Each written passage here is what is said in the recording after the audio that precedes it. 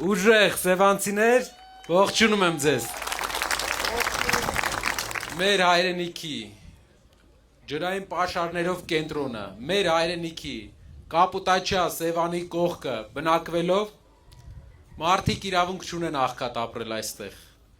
Այս ռեսուրսները, որ Աստված մեզ տվել է, պետք է օգտագործենք մենք, որպեսզի մարդիկ կարողանան այս տարածաշրջանում լավ ապրեն։ Պետությունը կառավարելը մենակ փող ծախսել չի, մենակ բյուջե ծախսել չի, դա վարժ լինել է, իմանալ թե ինչպես պայմանավորվել, ինչպես գործարարներին բերել Հայաստան, ինչպես տեղում զարգացնել տնտեսություն։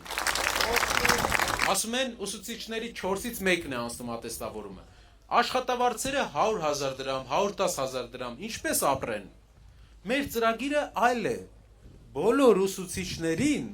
առաջին իսկ տարվանից ամեն տարի 25% աշխատավարձը պետք է աճի այնքան, մինչև 2.5 անգամ ավել դառնա ու կկանգնի, չեմ ասում ավել։ 2.5 անգամ 5 տարում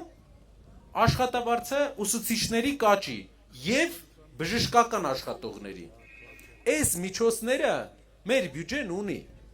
Այս միջոցները ուղղվում են պարգևավճարների։ Մենք սա պետք է ուղղենք ամենախոցելի, բայց ամենակարևոր խմբերի։ Ուսուցիչների, ովքեր դաստիարակում են մեր հասարակությունը,